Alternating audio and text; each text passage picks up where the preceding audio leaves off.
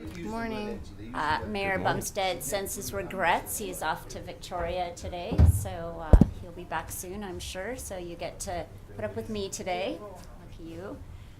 So we're going to start off today with the public hearing, and I'm going to look to my Director of Corporate Administration to read aloud the notice of the public hearing. Thank you. Good morning. This public hearing is being held to hear from anyone who may be affected by the proposed changes to the city's zoning bylaw. Bylaw number 4207 proposes to rezone the property located at 12121 8th Street from C5 Commercial Neighborhood Pub Zone to C3 Commercial Highway Zone. And bylaw number 4208 proposes to rezone the property located at 1100 Alaska Avenue from C3 Commercial Highway Zone to C2 Commercial General Zone. And there were no comments received.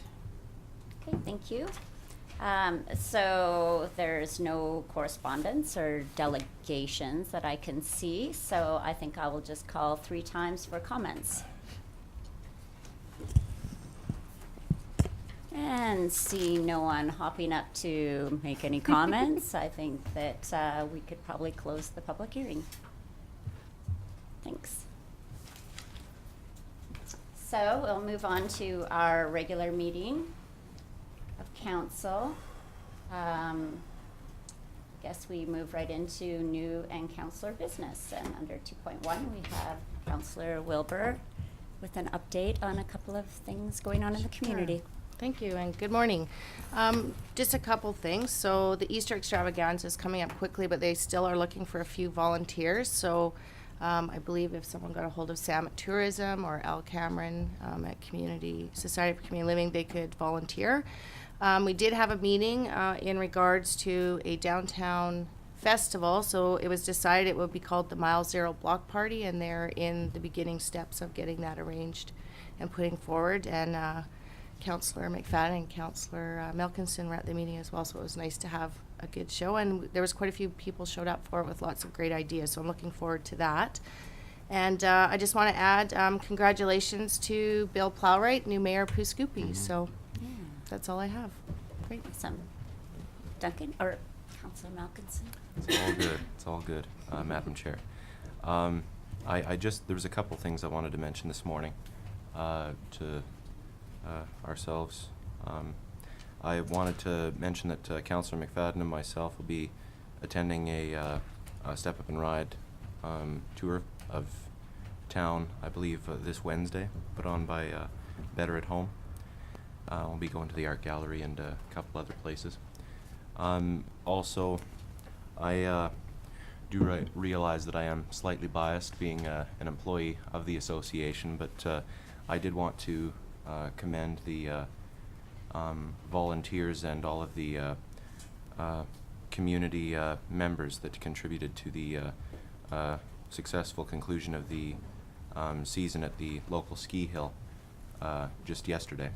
They had a family fun day to sum all of it up, and it was probably one of the busiest days that I've seen personally, and it was a wonderful way to end the year.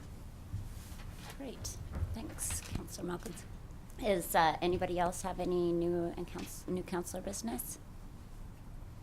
No? Seeing none, we'll move into minutes. We have minutes from the public hearing March 17th for adoption, and minutes from the regular council meeting of March 17th as well. Councillor Malkinson, Councillor McFadden. I don't know if I have to ask if there's anything coming up. Anyways, all in favor? Good. Right. Oh, now I ask if there was any business arising. Yeah, no? Okay. And correspondence. So we have a letter from Alana Hall, the manager at the Dawson Creek Art Gallery. Councillor Malkinson?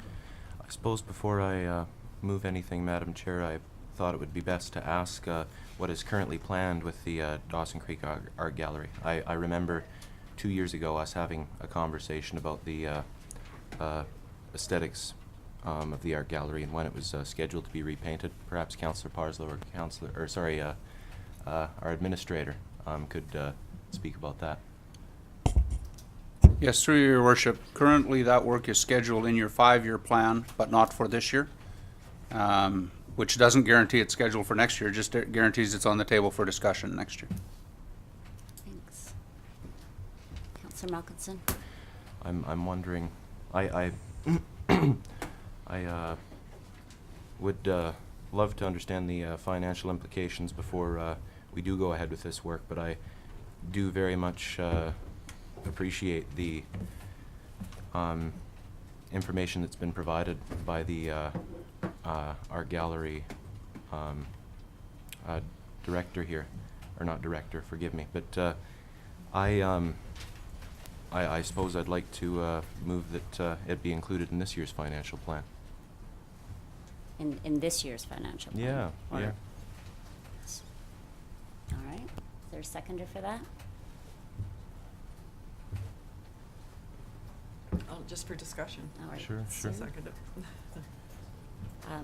So I guess for myself, I would feel more comfortable if we were to put it to next year's financial Okay. budget discussions, Yeah, like I said, considering how far along we are into this Yeah. year already. okay. I wasn't certain of, like I said, I'm trying to propose this absent the knowledge of the cost. It's mainly for discussion that I'm moving it, but perhaps we could have the number that it would take to complete this work for our information. Okay. Councillor McFadden? Yeah, I can't support that for this budget year. We're too far down the road in putting together the budget, and that must be $100,000 job at least to do all that work, and I don't know where it would come from. Just a guess. Councillor Parslow is itching to say something. Not itching is not the correct word, but something like. I think if you think about the cost of the work that the council's undertaking at the NAR part with the museum, the former railway station, that's $250,000 approximately. This certainly has to be done, but Yes. it's a major piece of work, and all I would say to my friend there is if you're proposing that we add something that I would say maybe more like $500,000, $750,000, what are you proposing we take out of this year's budget? Because I'm not for adding anything to this year's budget at all, but I mean, I appreciate your concern. I have the concern as well. I looked at this as our last icon, but I've been assured by staff in discussions that this isn't going to fall down this year, and it will be taken care of eventually. I mean, we've got our priorities. If it was an absolute emergency, I know it would be done, but it's not that status right now. So I can't support it either. Well, I appreciate Malcolmson. everybody's words. Perhaps I could move that I withdraw the motion that You can't. Kenny and myself have proposed. Why can't I? Sure I can. So why don't we, It's ours. why don't we Pardon? just vote on it then, Okay, and sure, sure. you can think about a new motion. Okay. All right. So I'll call the question then. Anybody in favor? And opposed?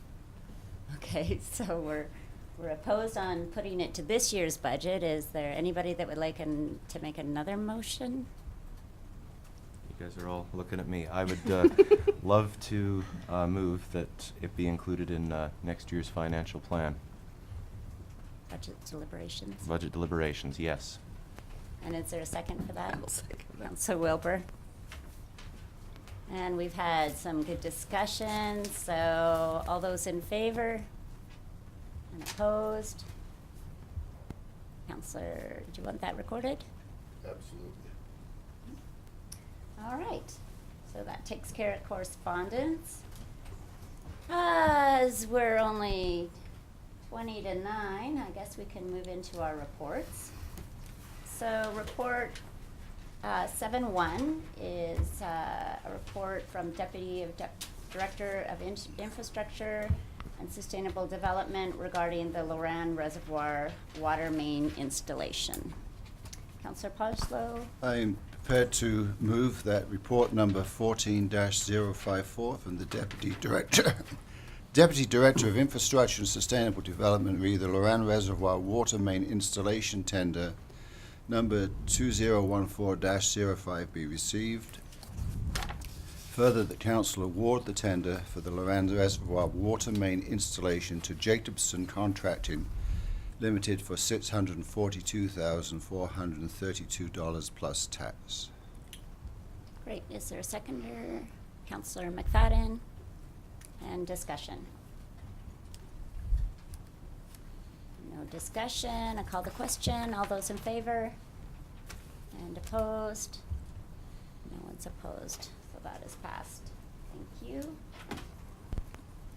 So the next report is Report 7-2 from the Director of Corporate Administration regarding a work plan for Residential Development Committee. And being that our Mayor Bumstead is away, I would actually like to move that we refer this to a future meeting when we can all be present for this discussion.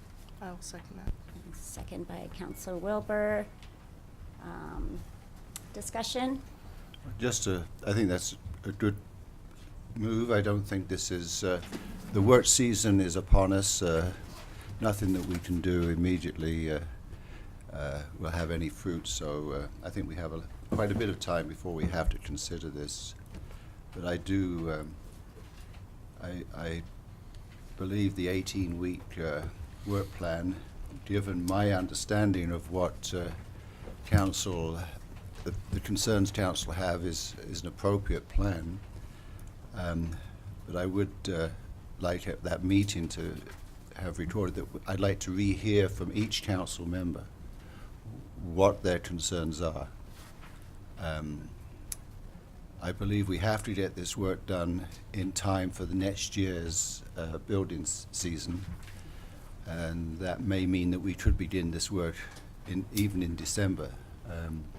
I can't see us taking anything out of our strategic priorities this year, but if we could defer this to December and have it done in time for the next building season, that would be fine. But we're going to discuss that at the next meeting. So. Okay, Councillor Malkinson?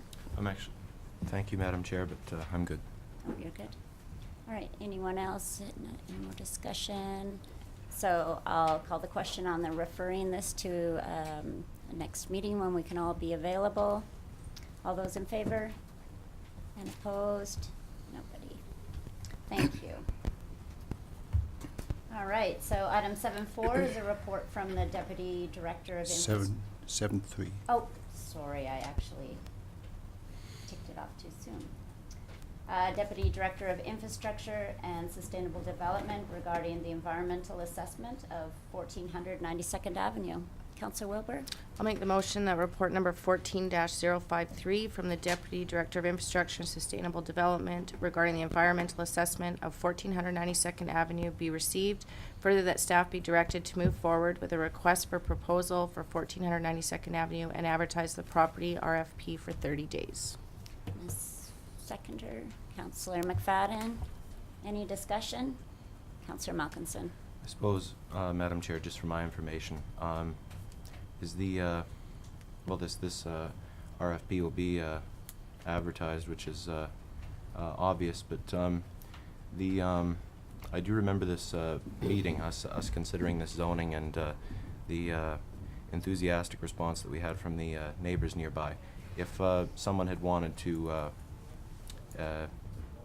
maintain the status quo down there, a request could be received for that as well, couldn't it? Or does a request for proposals have some sort of a development tagline on it? Jim? Through your worship, the outcome of your previous rezoning was that council declined to rezone from RS1 to RM1. So it stays in its current zoning, and the RFP will reflect the current zoning. Nothing, of course, prevents anyone from making a proposal to you to rezone. Yeah. So when we send out the RFP, we'll be asking for submissions compliant with the current zoning, but that doesn't mean you won't necessarily get one that's suggesting a change in zoning. That'll be up to market forces to determine whether someone wishes to ask you for that. I have a question. So the people that were really interested last time, Jim, will they get a notification of this, or does it? Where does it go to? Certainly, we could, normally there'd just be a general advertising that the property is for sale again. But if you wished, we could send individual notices to those who attended the public hearing, for instance. That would be awesome. Yeah, that'd be good. Okay. All right, any more discussion? And so all in favor? And opposed? Nobody opposed, so that's carried. All right, so moving on.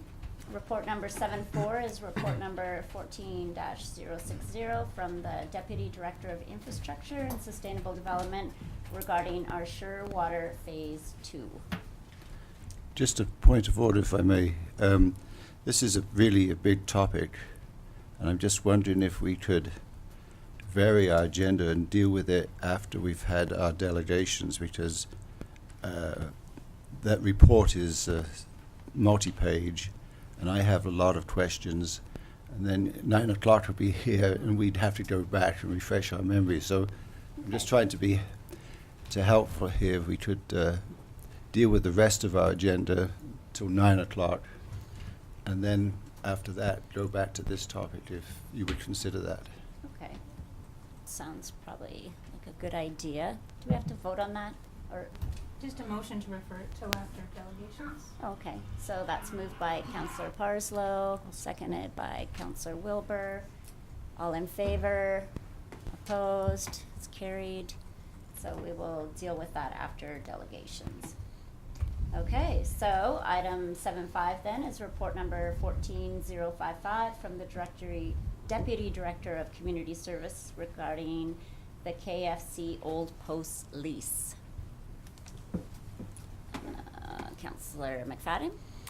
Thank you. I'll move that report number 14-055 from the Deputy Director of Community Services regarding the KFC Old Post lease be received. Further, that the attached lease agreement between the City of Dawson Creek and the KFC Old Post be approved for a 3-year term with the lease rate set at $2,550 annually, starting July the 1st, 2014 and ending June the 30th, 2017. And a seconder? Councillor Wilbur? And discussion? Seeing no discussion, all those in favor? And opposed? And it's carried. Thank you. Well, I suppose we could move into our bylaws, considering it's not 9 o'clock yet. So 8.1 is the zoning amendment bylaw number 4207, 2014 for consideration of third reading and adoption. Councillor Kenny, Councillor Malkinson, discussion. All those in favor? Opposed? And it's carried. And 8.2, zoning amendment 1405, bylaw number 4208, 2014 for consideration of third reading and adoption. Councillor Wilbur, Councillor Kenny, discussion. All those in favor? Opposed? And it's carried. Well, we're just so efficient this morning. I guess we get to have a little break before we bring in our delegations. Thanks, guys. Oh, Councillor Malkinson? Well, perhaps we could, I don't know if we could move into the Calvin Crook Center for the Arts update right now or not. Yeah, Duncan's here, he could do that. Okay, well, let's do that then. Sorry. That's all right. How agreeable I am. So, nice, Terry. Good morning. Good morning. So, Calvin Crook Center, on Friday had an opportunity to go through with the design team, being the mayor and Terry Hannon, just to look at some of the progress, have them on site, see where the contractor is at and just update them. So the contractor is progressing well. The drywalling in the basement is well underway, and we're expecting to have all the drywalling, mudding, taping, and all the drywalling completed by the end of April. So that's on schedule. The archives are the furthest along. They're actually painting in that area right now, so it's very close to being complete. Some finishing work, some doors and windows, and painting in that area will be done. So they're moving along very well. We're working with the design team on a small change in the ceramic studio. It's trying to accommodate the grinding and painting that takes place. It's one of the challenges. 4 years ago, there was a user group that participated in the feasibility study and designing those rooms, and now we're 4 years later, and there's different groups, so we're accommodating where possible within the budget. Essentially, we're going to put in a type of millworking exhaust system in there, something you'd see on a planer or something along those lines, to pick up those particulates and make it a safe place for them to I guess, use, right? They're going to have their kilns in there. They're going to be grinding. There's going to be fumes from the paint, so we want to make sure it's safe for them when they get in there. Working on the exterior work right now. We're starting to look at shop drawings and get the concrete and fencing lined up so that when the weather does change and the ground decides to thaw, that we're ready to go and get that complete in June is the anticipated date for that. And just overall, the project it's progressing very well. Everyone is working very hard to meet the July completion date. We're anticipating having the commissioning agent on site for his first review in May, and then his final review would be in June, and that's the schedule at this point, and it looks good so far. Awesome. That's all I have to report so far. Great. Any questions? Yeah. Councillor Malkinson. Good morning, Duncan. Madam Chair Schumann spoke to me this morning just before the meeting and mentioned that Mayor Bumstead had recently had a tour of the facility, and she and I were wondering what the possibility or likelihood would be of council members or other folks who are interested in the tour could get I suppose an updated one in the near term, in the next couple of weeks. Sure. The contractor's been very flexible. We just need to give them notice if council would like to go in and take a look. Sorry. Through your worship, for council, I would say yes, but at this stage, I wouldn't want you to diminish the impact of your grand opening by having public tours. It's getting very near to a completed stage now, and so I really think you should hold back the surprise factor of that for the public. But if council wishes to tour, Duncan can set something up for sure. Yeah, it's taking on character now. You can see the rooms. I mean, with all the drywalling, and the drywalling is essentially 25%. So the board is almost all hung. So you can see the rooms. You can see the size of the rooms. You can see what they're going to look like. That character. So there is definitely something to look at now. It's nice. Great. And I guess just one other note that I forgot to mention. Jim and I had an opportunity to meet with the band and just go over some of their concerns in that room and just discuss some of the features that have been built into that room acoustically for their use when they move into that facility. So it's a good opportunity and a good discussion. Who did you meet with? We met with Andrew Ho. And are they considering still moving into the building, or? At this point, they haven't indicated otherwise. We had some discussion. There were some concerns around the acoustics, and we've just reassured them that it's a professionally designed room for acoustic measures. At this point, they haven't provided us with any kind of written notice saying that they're not going to move into that space. Good. All right. Well, thank you, Duncan. Thanks. And so we'll just recess then until 9 o'clock when we bring forward our delegations. Thanks, guys. We have a nice list of delegations this morning. Our first ones would be Michaela Love and Juliana Reed from the Dawson Creek Girl Guides in attendance regarding the 2014 Cookie Challenge. Welcome, girls. Wow, and big boxes of cookies. Don't let Councillor McFadden near those. Well, welcome, girls.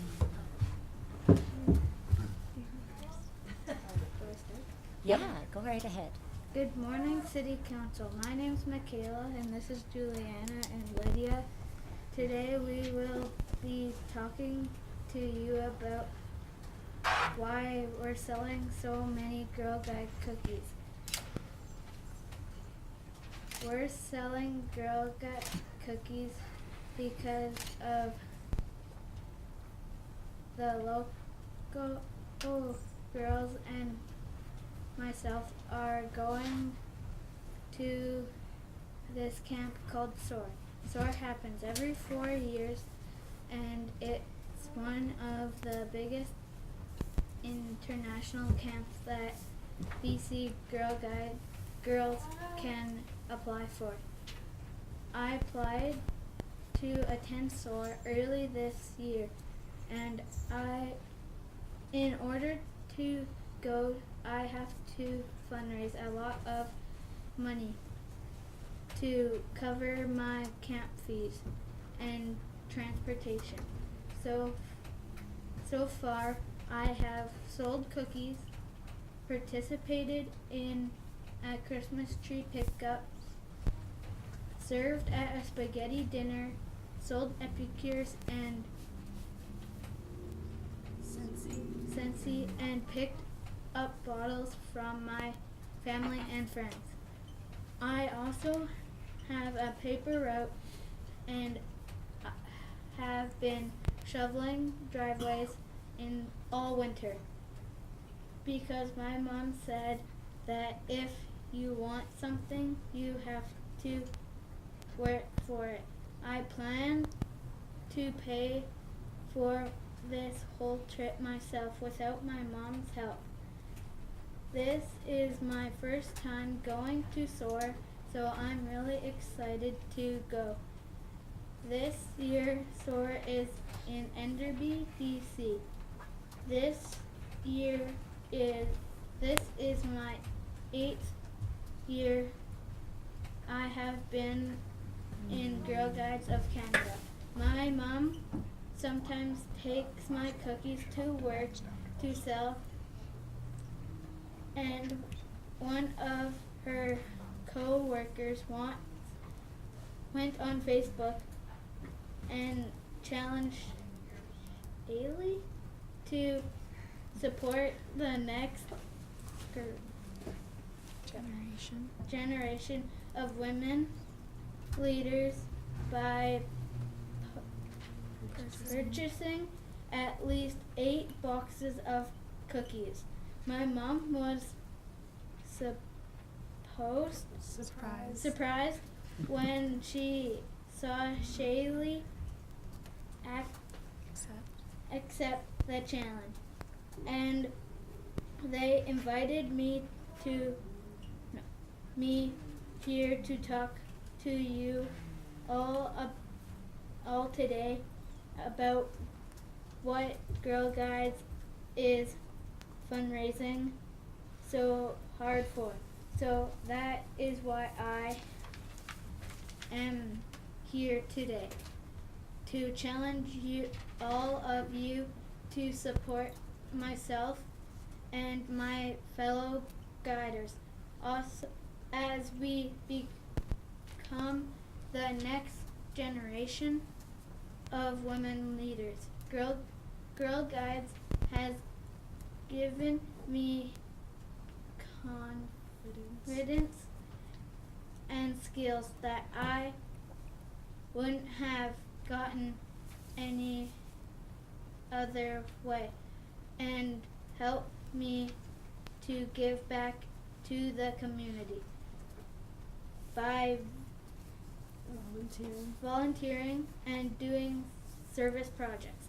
Thank you, City Council, for allowing me to speak about Girl Guides and Girl Guide cookies. Girl Guide cookies are only $5 a box. Awesome. Thank you. Good job. I have been in Girl Guides since I was 5. I have learned many things in Girl Guides. One thing I have learned was that in Girl Guides, girls can be themselves. I have also experienced many activities and camps. I was one of 24 girls from all over BC selected to attend Colors of the World, a Girl Guide event in Vancouver, where I got to learn all about different cultures in the great city. This year for SOAR, I hope to meet new friends from all over BC, Canada, and other parts of the world. I can't wait to experience all the great things Enderby has to offer and learn. all I can. As I get older, I hope to be able to visit other Girl Guide countries, make lots of new friends all over the world, and I hope to be able to share my experiences with Girl Guides with girls for many generations to come as leader here in Dawson Creek. And selling cookies helps make all this possible. Thank you.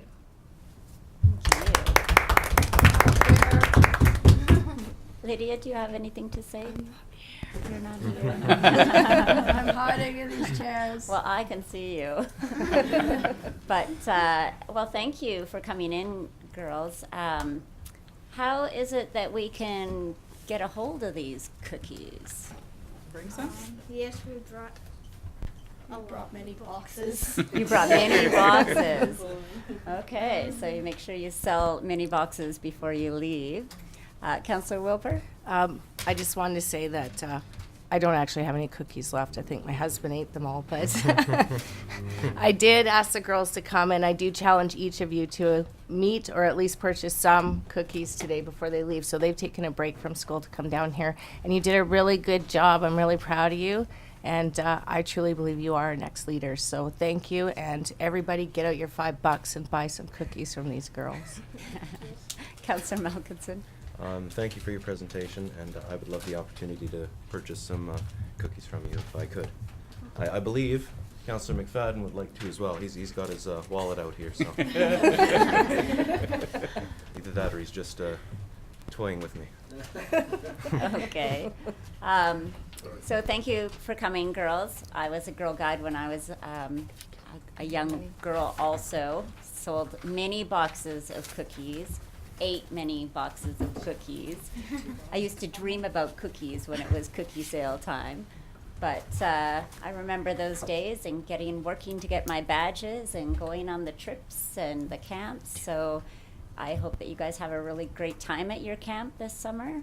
And thanks for coming today. Thank you. Do we want to take just a moment And so let them that go around the everybody room? can Yeah. get out their money and So, buy some get cookies? your money out.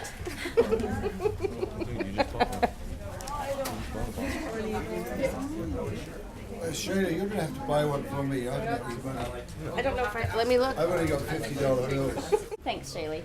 Anytime. So I think that, I don't know if we have to vote on this, but I think I'd like to vary our delegations and bring forward 6-5. Iva Ross, Tyson Savard, Deborah Labyrinth, Dana Schmidt, Earl Halloran in attendance regarding the walking track schedule. Sure.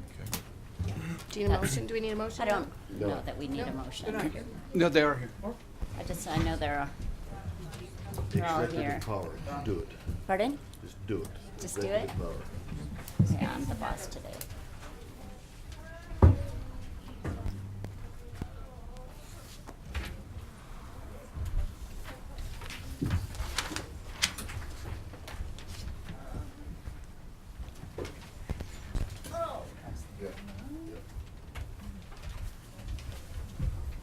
Morning. Good morning. Hi.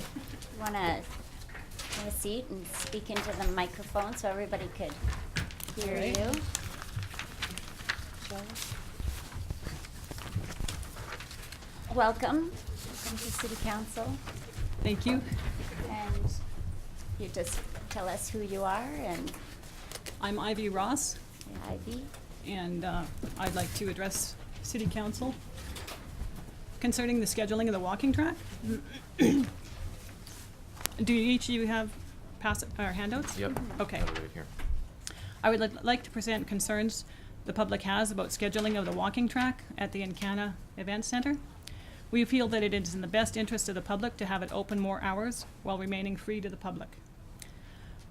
Are you aware that in the last 6 months, from September 1st, 2013 to February 28th, 2014, the walking track has been closed 128 of the 181 days, making it only accessible 60 days in that time period?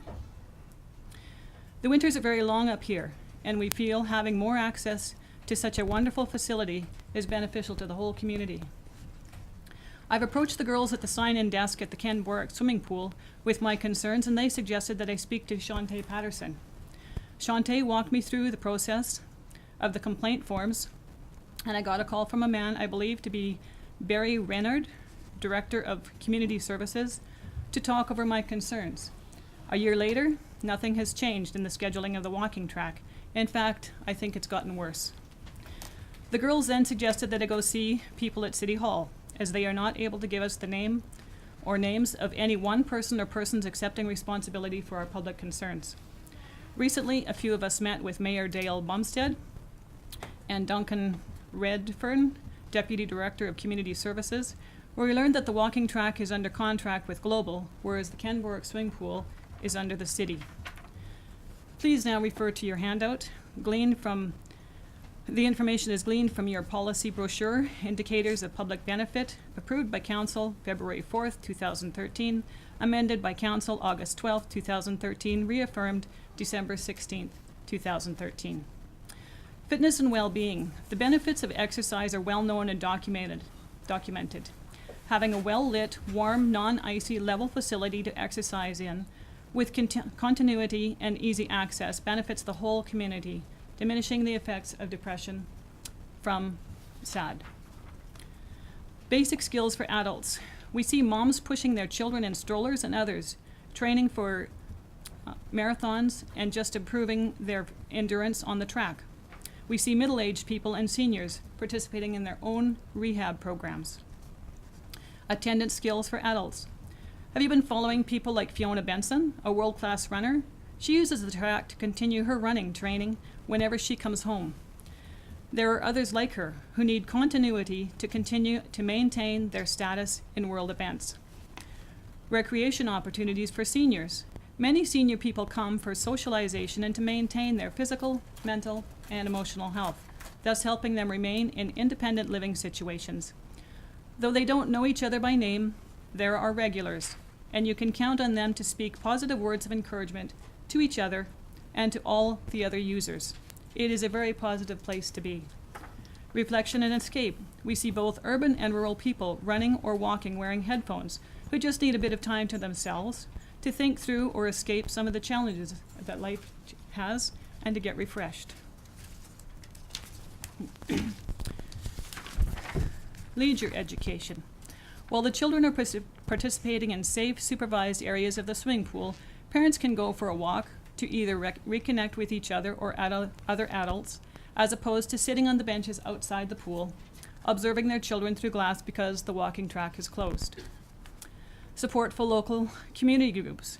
Many handicapped individuals who have gone through the school system and have known each other in the past can stay connected while exercising there.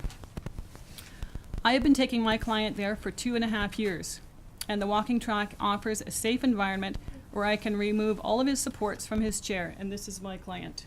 He cannot walk.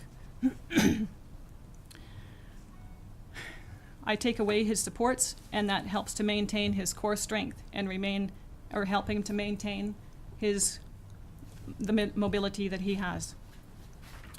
He enjoys the activities of the walking track. Social functions. Many people come to be in a positive atmosphere with other individuals using the walking track. I see many people I know at different times up there, and it's a wonderful place to reconnect with them in a recreational setting, especially during our long winter months. In the summer, I can use the parks if it's not too windy or raining, but it's wonderful to have that walking track to have access to. Opportunities for family units. Children can go swimming while their parents go walking. People have the opportunity to either go to the pool or to the walking track. They have the opportunity to let off some steam. Mixing generations and subgroups. Many grandparents bring their grandchildren and stay connected and share a healthy space to be in with them. Everyone benefits. There is a lot of positive energy extended to all who use the walking track, and we believe that Dawson Creek and surrounding areas benefit from using this facility. Isn't that what the walking track was built for? It is very difficult, though, to maintain any healthy improvement in outcomes when the walking track is closed so much, especially during our long winter months. 121 days out of 181 should speak for itself. So we are asking City Council to become more involved in exploring all options of having the walking track open more and committing to keeping it free of charge to the many groups who use it or benefit from it, or direct us to who will be able to help us to this end. Thank you for your time and consideration. Ivy and the rest of us who are here. Great, thanks so Thank much, you. Ivy. Do we have any questions from council?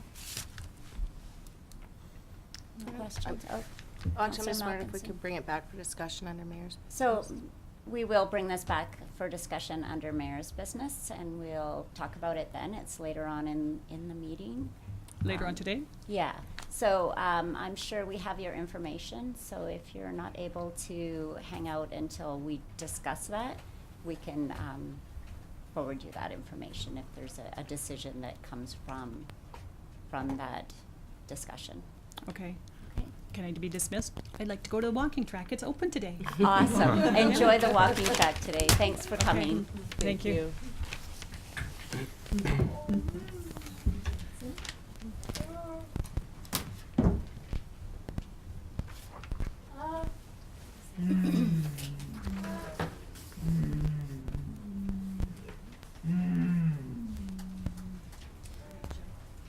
Okay.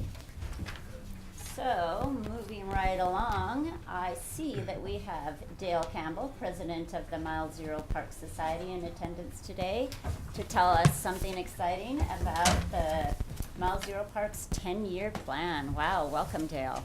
Nice to see you. Well, thank you very much, Madam Mayor and Council, both for the time you're allowing me for this presentation and for all your support in the last year. It's been great working with the city, and all the staff involved have been very cooperative and supportive whenever they could be. We had another very successful year. Two very significant accomplishments were made this year. The first one was a rewriting and renewal of the operational contract with the city and the contract the Park Society has with the South Peace Historical Society. Both these contracts are very straightforward and simple to understand. Thanks to Brenda Ginter for doing all the wordsmithing and all the legwork on that. The second is creating a 10-year plan for the Mile Zero Park. Thanks to Charlie and Mary Parslow. A little later, I'd like to explain some of our expansion plans up to 2020. Rotary Lake entertained another large number of users in 2013. We don't expect to incur anything more than normal maintenance and repair costs for equipment in 2014. The change rooms had some privacy partitions installed last year, thanks to the old equipment that the city had. There is need to plant trees to replace the ones that have matured and are dying around Rotary Lake. Just recently, an individual has offered to donate some coniferous trees of various sizes. At this time, we haven't consulted with the city arborist regarding the suitable species or transplanting procedures. The Mile Zero Park Society would really like a group to build a splash park at the lake, and we will assist wherever we can, wherever possible. The Mile Zero RV Park had an approximately 19% increase over last year, which we hope to maintain this year because of the lower dollar value. The big project at the RV park this year is remodeling and upgrading of the washrooms and laundry facilities. Handicapped toilet stalls will be added, and the laundry area will be expanded, to name a few of the items in that project. The project is underway and will be completed for the 1st of May opening of the RV park. A partnership between the city, the Rotary Clubs of Dawson Creek, and the Mile Zero Park Society is providing the funding for this project. The Rotary Clubs of Dawson Creek had made a 3-year commitment to donate $15,000 a year to the Park Society. The first 2 years, the money was used to pay for the Park Society's portion of the landscaping and garden renewal. This year, the Rotary Clubs would like to see their donation as part of the Park Society's contribution towards the washroom project. I have with me one or two signs that will be placed within the village, Nice. showing the contribution that the city and the Rotary clubs have made towards garden renovations and that. And we really appreciate the help the city gives us in different aspects down there.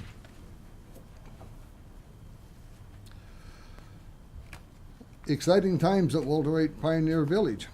Thanks to Bert Goulet, the Relay for Life walk was held at the village last year. I'll be back at the college, I understand, this year. Also, the former Jones Jamboree that had been held at Hythe, Alberta, in the past, will make us home at Rotary Village every June. That's a 3-day event, and 1,000 or more people come to that. Other groups organized a Halloween event and an old-fashioned Christmas event. We believe that promotion of the village through partnerships and organizations and user groups is what will make the Walter Wright Pioneer Village a place to visit and see for everyone. We have a very ambitious plan as outlined on the map hanging up there, and I would like to take the opportunity to go over there and point out if I could. Absolutely. So if everyone would like to come up here and have a look. Yeah, it's interesting. Get off your seat, Terry.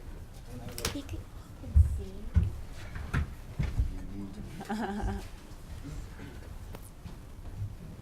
Couple of things that are underway. I said the washrooms are being redeveloped. A new gate, electronic opening gate, will help provide security but still access for workers. Is on order, should be here within a week. And we can just open up and manually or electronically shut, so we don't, we're concerned about security. The workers have to come in. Yeah. Okay, we're going to expand the parking area into here, where we need more parking area. So in the next 2 to 3 years, we would like to expand this parking area and pave some of these pads in here. We've been upgrading as we went along. We got new sewer into more pads than we had before. We got 20 and 50 amp services in some of them now, and now the next stage is to get some of them asphalted, or surface to be put. We want to, this year we can, the existing fence is here. We would like to expand it out to the property line here. And that would expand our park area. With this plan and the 2 contracts we have in place, it focuses us on what we can expand, what artifacts we can take in, and it really puts a focus on what we can do out there and eliminate a lot of duplications from people who don't have room. You can see we're going to be quite full. An overview is, as a village, we have 2 blocks, basically. 2 city blocks with an alleyway behind each one. If you had your index before, this is the trapper's cabin that's there now. There's a cache that's going to be in there. Some posts that the trappers had. This will be a sweat lodge or something from the First Nations if we want to have that. We're planning to have a railroad display in here. The idea is to keep the city and then some things that were, or the village and some things that are not in a village, but close by. Right. And attached to our regional area. So this is why it's outside of the village proper. So that's the expanded parking lot. We're going to have a military display, a road construction display, where you have some old Culvers, Fresnos, old Cat Mike up there with the military and or construction display. You got the, can't see both places here, the replica drilling rig is what we'd like to have in here. There was a wood drilling rig down in Hayes in the late 30s, early 40s. We get some oil company to help support and do a replica drilling rig. Represents our area. U is earth moving display, and F is the old cat. Moving down into here is the replica service station. We have approached Shell to see if they'll help with the funding of it, and if they would, we would put their name on it. And attached to that would be a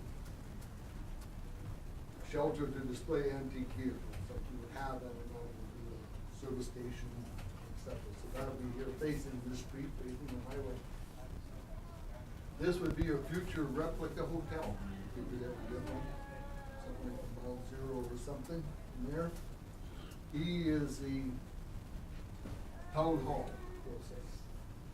We should pay taxes or whatever to get that. We have artifacts, and now we get the buildings in place, the artifacts will come. This here is gonna be fourplex, we'll call it, 4 A's in there, barbershop, printing press, a few things like that.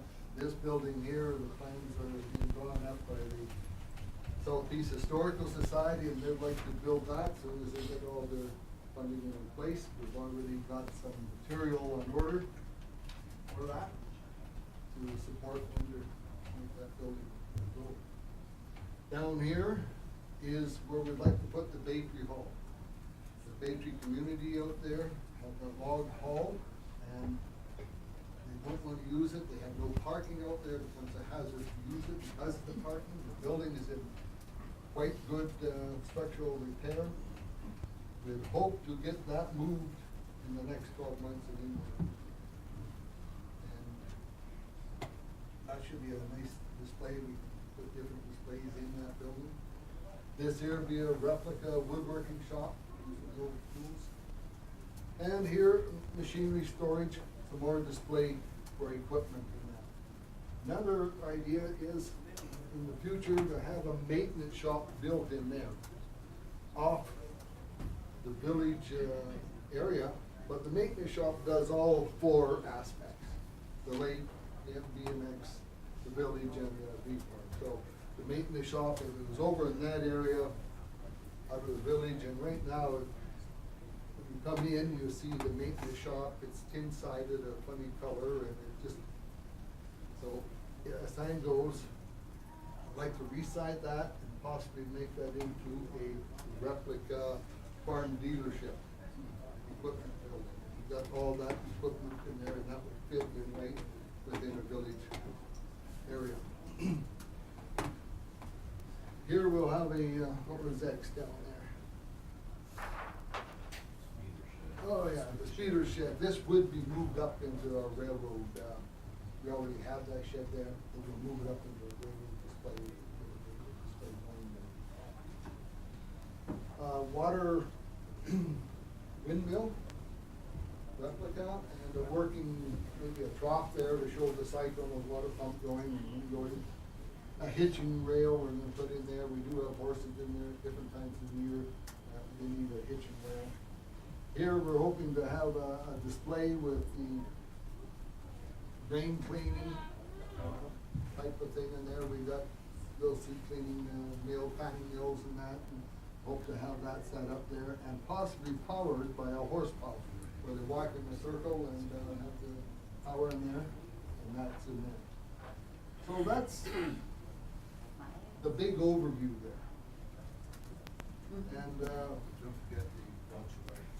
oh, and yeah, and we've already planned to build a monument or sign explaining who Walter Wright was and what his vision was. We want to have that probably in here. It's not cut in stone, but a focus place when you first come in that you see it, but it doesn't distract you from any of the things. Question? That's a wonderful plan.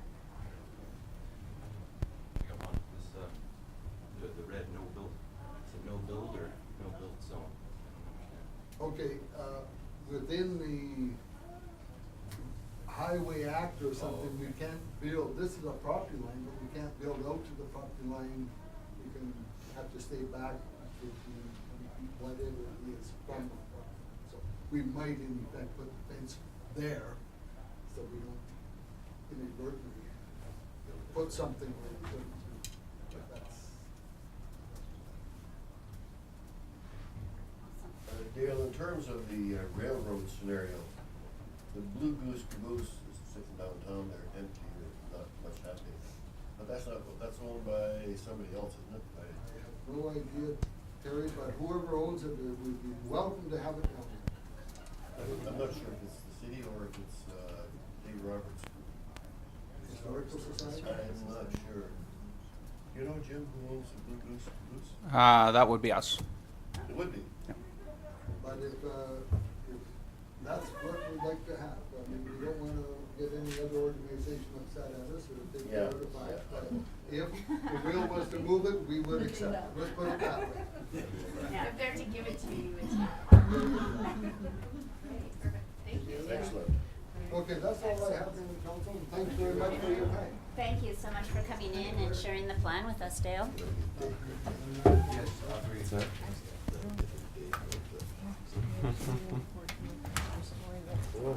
Where's the better idea?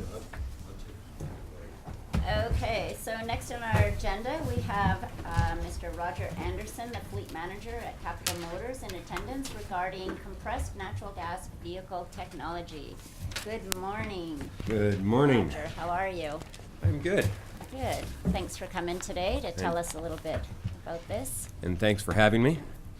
For those of you that are very visual, I apologize. You didn't bring a big map? Didn't bring you a big map, no PowerPoint presentations. This is more something to generate thought and create questions in your own mind. So please follow along. Green, a word we toss around today in today's world to describe how we want things to be. Sometimes we throw it in a sentence to make it sound like we care about the world we live in. How many of us really believe that we will see the grand utopia when we recycle everything, waste nothing, burn nothing, and the world goes back to the way it was before man screwed it up? Opportunities to really make a difference are pretty few and far between. The people that really care latch on to each opportunity and leverage it for all it's worth. Recycle when and where we can, reduce our consumption of things that we can't replace, and protect the environment from further damage where possible. The City of Dawson Creek has made a concerted effort to promote that green ideal. Charging stations for electric vehicles, geothermal hot water in public buildings, solar-powered signs, even a self-imposed carbon tax. But what about our residents? What are we doing to offer them ways to contribute? Ways that don't hurt the pocket or cause inconvenience or perceived hardship. We all do contribute. In Dawson Creek, we have approximately 4,900 households. Census tells us that each of those households have nearly 1.5 vehicles each. That's 7,350 cars and trucks roaming our streets. The national average is 24,000 kilometers per year, and this is where the math gets startling. Each vehicle in Dawson Creek is contributing 6,500 kilograms of carbon emissions every year, burning 3,150 liters of gas or diesel every year. At today's prices, that's $4,567 of hard-earned cash. Look at that community-wide, and that's 23 million liters of fuel, $34 million of spending power, and 48,000 metric tons of emissions blotting out the Peace Country air. These are the numbers that I'm here to address. We are all familiar with hybrids, electric cars, fuel cells, and other new technologies. All good ideas. Problem with all of them is that the technology has not evolved to the point where we can keep doing what we're doing and get full value from them. We're human, and we don't like change. We need alternatives that are easy, alternatives that don't impact our everyday lives, alternatives that allow us to keep doing what we're doing and don't rely on a lifestyle change. We are literally sitting on the answer in the piece. Many here remember the days when Joy Propane was booked solid doing propane conversions. The fuel savings alone drove people to put up with impossible cold starts and reduced power and dismal fuel mileage. It didn't last. Right about the same time in the rest of the world, natural gas conversions were starting to gain popularity. And in the last 25 years, it has continued to grow everywhere but here. It is currently estimated that there are some 15 million natural gas-powered vehicles operating around the world. Only 250,000 of those are in North America. In Canada, 1,400. The technology has advanced rapidly in the last few years. No noticeable decrease in horsepower, similar economy numbers, few if any cold weather issues, reduced emissions, 15% less in fact. Imagine reducing our contribution in Dawson Creek by over 7,000 metric tons per year just from personal vehicles alone. Some experts believe that the number of natural gas vehicles on the road will more than double in the next few years, most of that growth in North America. We are now seeing a new CNG or LNG filling station open every day in the U.S. Currently, 1 in 5 new transit bus orders in Canada and the U.S. are for natural gas-powered buses. Already, companies you are familiar with are converting their fleets. Enbridge operates the largest natural gas fleet in Canada. More than 680 cars, light and medium trucks. In Canada, Encana is converting a large portion of their fleet in the U.S. Waste Management, Shell, and others are converting. Nexen, La Prairie, CNRL are showing interest. Price of fuel is the obvious driver. At today's rates, a light vehicle operating 50,000 kilometers a year will save $531 a month. A good portion of the fleets that I work with have vehicles clocking over 100,000 a year, and these are replaced every 3 years. That's a savings of just over $33,000 over its lifespan. At an average replacement cost of $39,000 per unit, natural gas would provide an effective replacement cost of $6,000 per truck. And for the average user, how about purchasing a new truck today and you spend, say, $49,000, finance it over 5 years for about $825 a month. If you're an average driver at 24,000 kilometers a year, natural gas savings alone of about $256 will reduce your effective payment to about $550 a month. Interested? Too bad. We're sitting in the middle of one of the largest natural gas fields, yet we have to go to Edmonton or Vancouver to get compressed natural gas. A few months ago, I got wind that Ford was partnering with Westport, a natural gas alternative fuel company. This would allow certified dealers to factory order Super Duty trucks in a bi-fuel configuration. The trucks run on CNG when available and gas when the CNG tank runs out. This is ideal for fleets and commercial operators in the Peace Country. I discussed this with management and we agreed that this was a great opportunity. Capital Motors signed up and became one of the only natural gas certified Ford dealers in Canada, along with Metro Ford and Port Coquitlam. Metro Ford and a number of independent conversion companies are making history in Vancouver, where there's numerous filling stations available, and growth is exponential.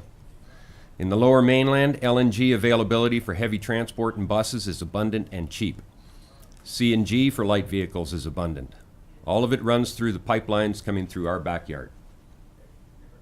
The Northeast is filled with trucking companies, commercial operators, and national fleet operators that have expressed tremendous interest in converting their fleets.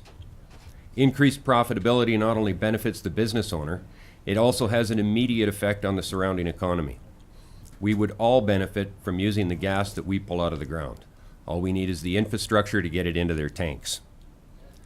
I've hunted the internet for incentives, credits, grants that are available to companies or individuals willing to take the plunge. Although nearly every state in the Union has at least one program in place to assist, there is only one in Canada, and it's not a government program. Fortis BC offers a rebate to their customers in the Lower Mainland that convert to natural gas. Hopefully I've missed something here. It's hard to believe that there are no other incentives available in Canada, private, government, or otherwise. This is a build it and they will come scenario. Like everything involving a capital expense, those spending the money expect a return. It's a catch-22. Can't get the trucks on the road until there's fuel, and no one will provide fuel until there are consumers. Someone has to blink. And I'm asking our government leaders to sweeten the pot. Make it worthwhile for someone to step in and provide the infrastructure. P&G's proposed virtual pipeline to Tumbler Ridge would require a compressor to fill their tankers, and that's all it takes to provide a source of fuel for fueling your vehicle. There is no other processing required. Low-flow compressors are available to homeowners to allow overnight fueling of their vehicle right in their driveway, directly from their household gas supply. I've also been working closely with the president and CEO of Chelsea Gas, based in Vancouver, and he's purchased a number of gas wells and has partnered with GE to provide 20 new filling stations in southern BC and Ontario. He's also expressed interest in providing a bulk station here. The volume of business being generated in Vancouver is keeping us pretty low on the priority list, however. With the support of local, provincial, and federal leaders, I believe in Dawson Creek, we can again be Green Award winners. Let's not get left behind. Let's be a leader. I believe an opportunity to really make a difference is right there. If we latch on, we can contribute to real change, reduce emissions, save people more of their hard-earned money, and help to grow the domestic market for the gas that drives our economy, all while getting to keep doing what we're doing. No lifestyle changes. And the conversion of natural gas is happening all over the world, and we're just watching it through the nearly 50,000 tons of exhaust that we're pumping into our green community every year. Thank you. Great. Thank you, Roger. Does anybody have any questions? Councillor McFadden? Thank you, Roger. That's fascinating information, quite frankly.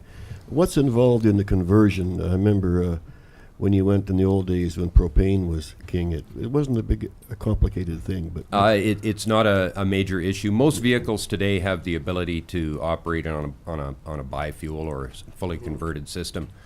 There are some changes that should be done to the manufacturer of the vehicle or the engine at the time, i.e. hardened valves, different alloys that are used, because natural gas and propane, as you remember, are very, very dry fuels and have a tendency to increase the amount of wear in the engine. So although you could convert anything you're driving today, you would reduce its lifespan slightly. However, vehicles today, through all of the major manufacturers, we have the ability to order them in a CNG prep package, which basically makes those necessary changes to the engine prior to completion at the factory. So on average, it's anywhere from $8,000 to $10,000 to convert a vehicle from standard gas or diesel to LNG, CNG, or biofuel configuration. Can you buy new vehicles that are already just Yes, you can. straight up? There's 2 or 3 vehicles that are available through each one of the manufacturers. Unfortunately, in Canada right now, I say unfortunately, Ford is the only one that currently supplies from the factory a CNG alternative. In the U.S., we have it available on vans and all of the trucks. In Canada right now, because of the NAFTA agreement, there's some issues with imported fuel tanks into Canada, and as a result, we only have it available on the Super Duty trucks, F-250s and above. But you can order it direct from the factory. Great. Councillor McFadden? just finally, and the nearest filling station for CNGs is Edmonton. Did I hear that correctly? I just got the first Westport Ford Super Duty into stock 2 weeks ago. Unfortunately, it was damaged on the carrier, so it's currently in the body shop. But as soon as it comes out of the body shop, hopefully today or tomorrow, I have one of our employees that's going to Cuba, and he will be driving that truck on gas to Edmonton to fuel the truck with CNG, then turn off the CNG tank so he can drive it back when he returns from Cuba, and I will actually have a truck in stock with a tank of CNG. And that's the only way I can do it, is I have to take the truck to Edmonton to fuel. Yeah, you talked about, it's like the whole chicken and the egg scenario, right? And Right. I think that what it's going to take, and I think what's sort of driven it in the Lower Mainland, is having whole fleets, you know, Waste Management and whoever, probably Port Coquitlam, I don't know what they've got going on. But when you end up with, you know, several fleets that require it, well, then of course you require the infrastructure. So That's when somebody will jump keep on up it. the good work. And I mean, we're seeing this all the time when we go to these energy conferences, and it's something that we could certainly be doing with our very abundant natural gas here in BC. So thank you for coming today. Thank you for having me. Okay, so next up, Bonnie Lehman is here today from the Canadian Cancer Society, and we have a proclamation. So I'm just going to read out the proclamation, and then you can come up and beside you there? Sure. Thanks. How are you today? Fine, thank you.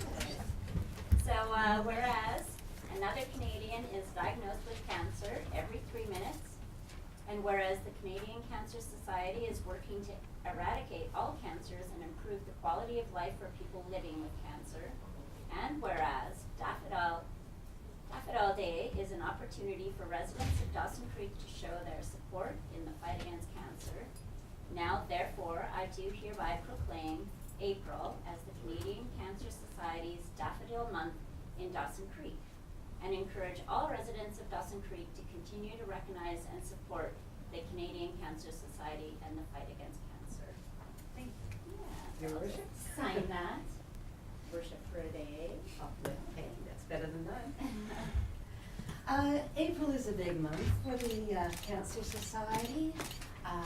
The hymn which you see I'm sporting here today and that are contained in this little box are going to be distributed around the town to about 35 different outlets. I'll be delivering them this afternoon with the help of my husband. You'll be able to pick them up there. Also, you remember those charming young ladies who sold you the Girl Guide cookies?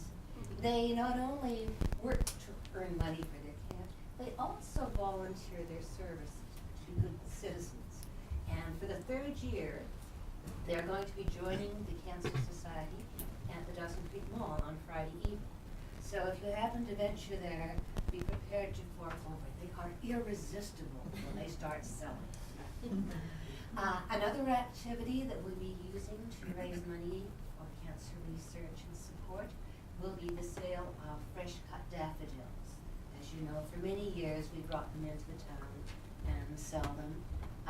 This year we will be based primarily at the Dawson Co-op Mall, and we'll be there from Thursday through Saturday selling bunches of daffodils. The Girl Guides will also be promoting them at the Dawson Mall on Friday evening.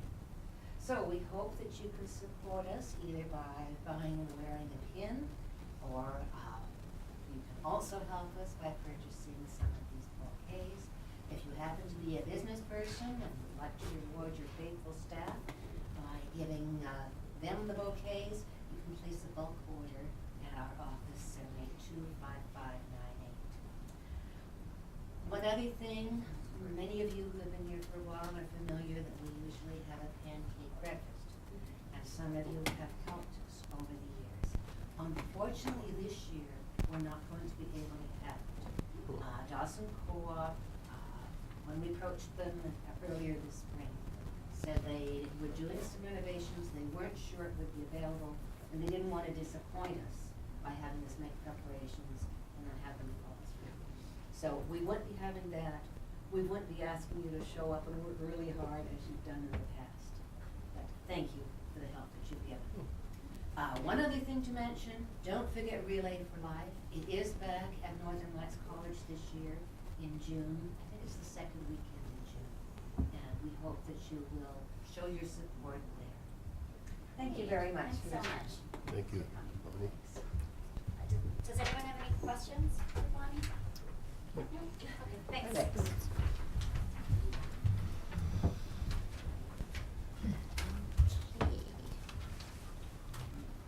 So, I guess that takes us back to item 7.4, which is the report number 14060 from the Deputy Directors of Infrastructure and Sustainable Development regarding the Sure Water Phase 2. Let you guys get it pulled up. Councillor Kenny? I'll move the recommendation that report number 14060 from the Deputy Director of Infrastructure and Sustainable Development regarding Shearwater Campaign Phase 2 be received, and further that Council approve the material as presented. And the seconder, Councillor Wilbur. And discussion. Okay. Councillor Parslow? Yeah, I have, first of all, I think I want to say at the preface that I think the material is very informative, and there's a lot of obviously work and thought gone into this, and I appreciate all that. I have some questions, I guess, because I think if we approve this, we should be able to speak to this document. So some of it's questions that I just have. But if I can just point out one typo error, I'm sure we wouldn't want any typo errors in that document. So where the table that says saving money annually by taxing growth, under the 100 million, 10 years at 10, and you might want to change the lowercase m to uppercase. That's the only typo error that I found. Thanks. So one of the things that I didn't think came through in this document, and again, this is not a criticism, but it's just something I'm just wondering about, is even if the community was able to fund this project and we went ahead with it, the permit issue is it's not straightforward. I wondered if there should be some mention that ultimately the authority to pump water from whatever river rests with the provincial government, and we would have to prove, I believe, that we've engaged in pretty significant conservation of water, and that, so I'm just wondering if some mention of that, might be important to council. I'm just flagging it. I'm not advocating for it. I'm just saying that it's a reality, and I don't see that in this document. So I just wondered if Madam Chairman, if these points, if staff wanted to respond, I have quite a few points, all trying to be helpful. I fully appreciate all the work that's been done here, but just want to So what about the permit issue? Is that something that should, in the opinion of staff, is not germane at this time? Was it intentional that it was sort of I don't think it was referred to, but...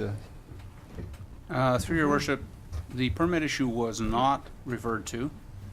It is a complicated issue all by itself. And we could certainly put reference to it. That reference would be along the lines of, there'd be extra work to do on the permitting. I think you need to make the assumption that if the community decides this is what they wish to do, that you will move heaven and earth to make it happen. And I assume that would include advocacy to senior levels of government to get you the permit. It's a future-looking issue. Until you decide to do this, you can't decide to apply for the permit, and once you decide to do it, then I assume you will bend your will to getting that permit. So that's, we didn't include anything here because Our experience from the first time through was that the citizens are not very attracted to our arguments about how this is going to be very difficult. They assume it's going to be very difficult. That's a different question than whether they wish to proceed or not. Thanks, Jim. Councillor Preslow?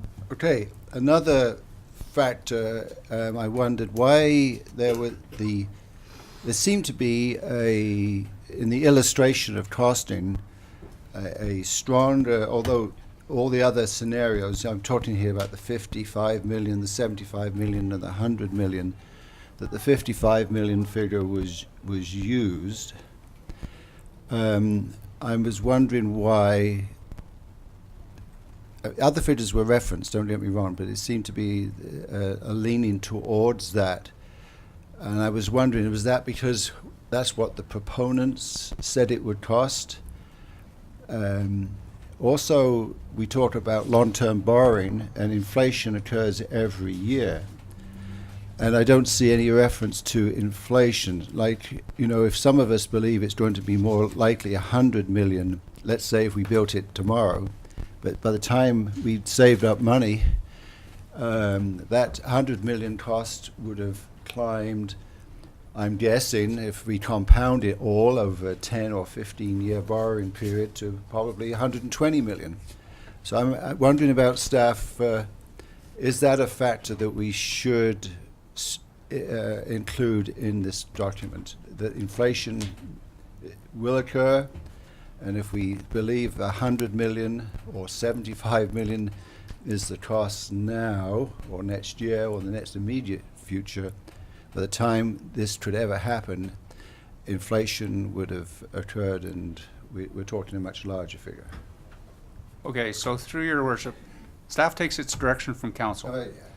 Staff wrote you a report saying the proponent's estimate is the only one we have, but it's not reliable because no estimate's reliable until the actual engineering work has been done. It will take you $3 to $5 million to get engineering work, at which point you could actually cost. And suggested to you that you don't proceed any further because it's going to be at least 100 million. Council said no, that's not what we're going to do. We're going to take out to the public this potential project. We're going to take it out with the proponent's estimate and with a couple more estimates that are considered by staff to be potentially more realistic, although we are completely guessing because we have no engineering work. And yes, it wouldn't surprise us at all by the time that this work got out to tender that it was way more than 100 million. However, my direction from council is to proceed on these estimates. That's what I'm doing. If you look at the figures, it's your consuming public project for the next 20 years at 55 million. It's your consuming public project for the next 20 years if it's 75 million. It's your consuming public project for the next 20 years if it's 100 million. It's your consuming public project for the next 20 years if it's 100 million plus inflation. No matter which way you slice this pie, if you do this, this is it. This is what the community will be working on for the next 20 years. The figures show that even at the lowest amount. So I don't know where the value is in showing yet a fourth scenario, which is 100 million plus inflation. I don't know what value that adds to your process. But that's up to you. That's not what I was directed originally, but the direction can change at any time. Yeah, we did present those three scenarios. I'm just from the point of view of being crystal clear to the public that inflation is, let's say inflation's not counted into these scenarios. I mean, I just wondered if that might be sufficient. Actually, through your worship, in two ways. Inflation is not included in terms of base construction cost because, frankly, these numbers are pulled out of a southern part of your anatomy. Without engineering, it's just impossible to say. But secondly, we've made assumptions about interest rates based on the best information available to us now. You know, we're absolutely not able to control in any way what prevailing interest rates are, and there are contrary views out there. We've pulled our estimates from largely the Municipal Finance Authority and the Toronto Dominion Bank, who are our banker. But there are alternative scenarios out there from other financial institutions that have significantly different interest rate projections than we're using. Thanks, Jay. Anybody else have any other questions other than Councillor Parslow? You can jump in anytime. He's on a roll, eh? Maybe we'll let him go. No, I just think today, there's some of these things are just suggestions, some things are just, I need some answers for future conversations, I'm sure, which will occur. Reference is made in this document around private-public partnerships being used in the development of pipelines. And reference is made, I'm not maybe using the exact words, that there are some problems. What has been the experience with other municipalities that have pursued the public-private development of water pipelines for a community, such as, I know Whistler's one of them? Okay, again, through your worship, I am under direction from council that we do not consider privatizing our water system.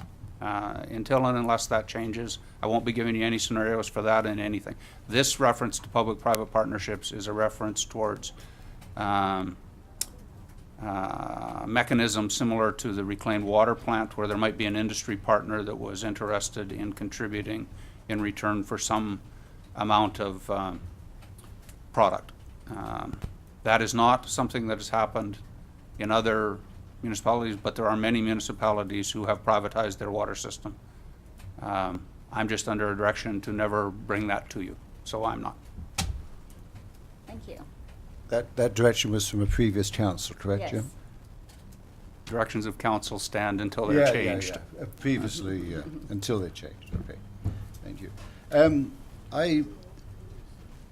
When we started this shore water, and I think it's true for the whole water issue here, there's new information coming along all the time. And I'm wondering to myself, well, council, in this report, it alludes to the fact that the council was moving towards building a reservoir, and then proponents came forward about a pipeline, and that sort of building of a reservoir was put to one side for the moment. But then we've learned a lot more about the capacity of Bear Hole.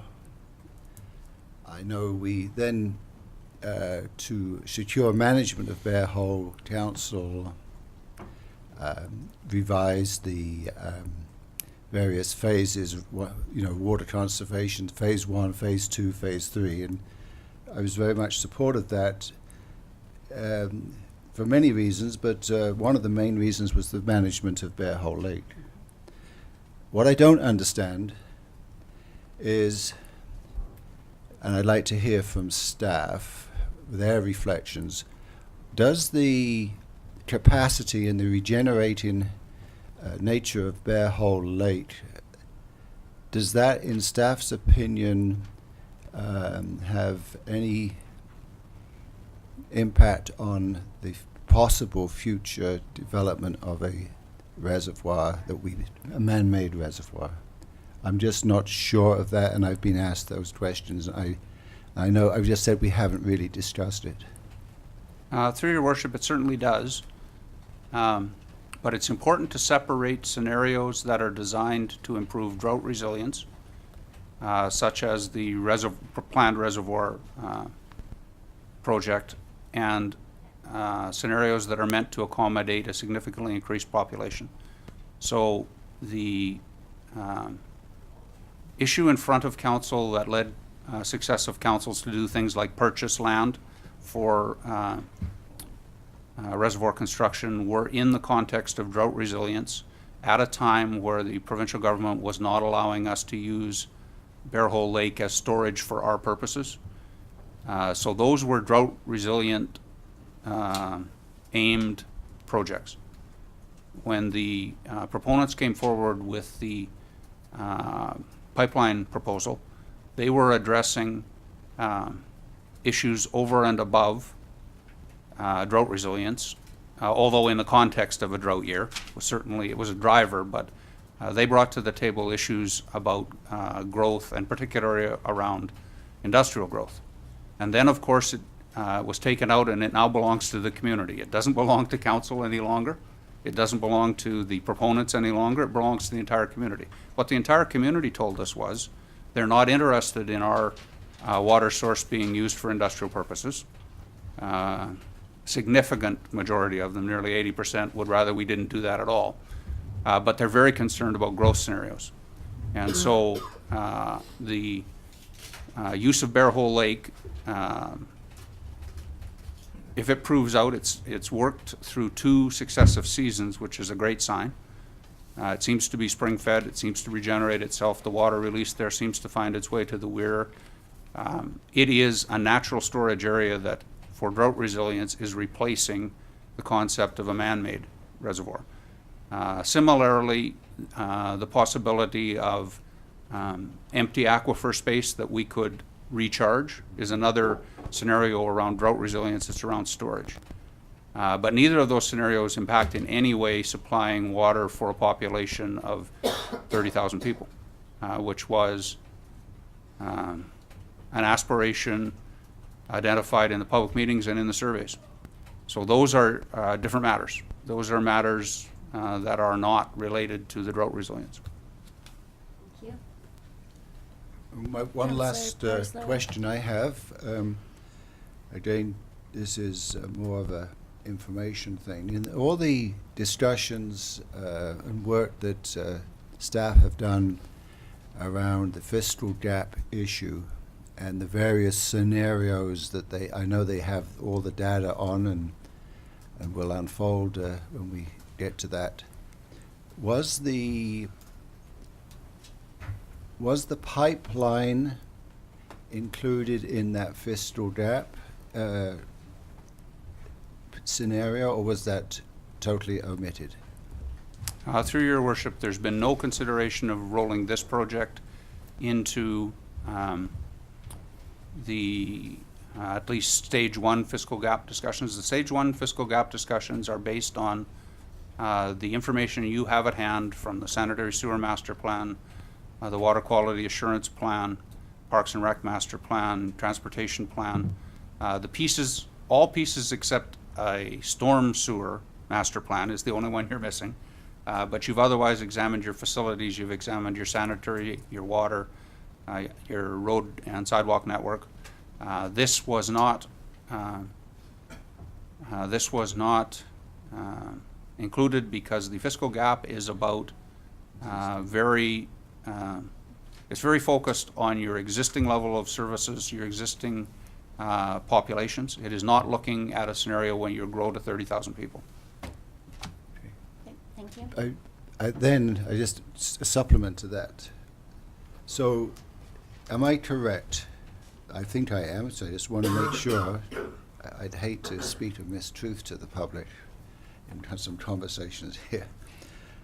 That, you know, one of the scenarios you put forward in this paper is, of course, to save up money, we would have to, one scenario is increase taxes, water charges, another is cutting services. And that cutting services notion is therefore, from what Jim just said, is quite independent of any future dialogue with the community around closing the fiscal gap. Through your worship, the fiscal gap work starts from the assumption, starts from the view that future expenditures are already larger than future revenue sources are going to be. If you take that look out 5 and 10 years down the road, there's going to be, at the moment, promised expenditures are exceeding projected revenues. So there will have to be solutions around that. That is a baseline for stable population or modestly growing population and existing services. So something would have to come out of the service mix unless you win a lottery and there are some magic revenue sources. Then if you add on this work, that's another level of sacrifice of services that will be required to fund this. So you would have a cascading effect if this project was authorized. Thank you very much, Thank you. Madam Chairman. So Councillor Parzel's finished. Councillor Malkinson? Okay. Well, I would certainly like to thank all involved for all the work in this as well. This is a long process that we've been rolling through, and I think that it's been done in an encompassing way. You know, it's trying to respect and include all opinions, and I appreciate that.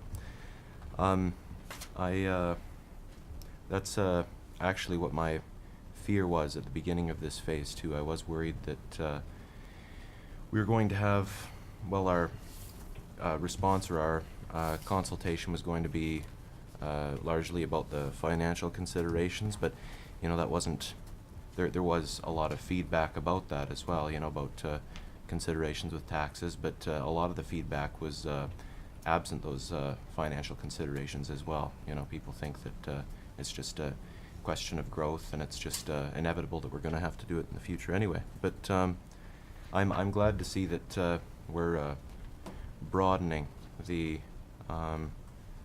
conversation beyond that as we roll this out, and I'm excited to have dialogue with the public on each of the things that they're passionate about.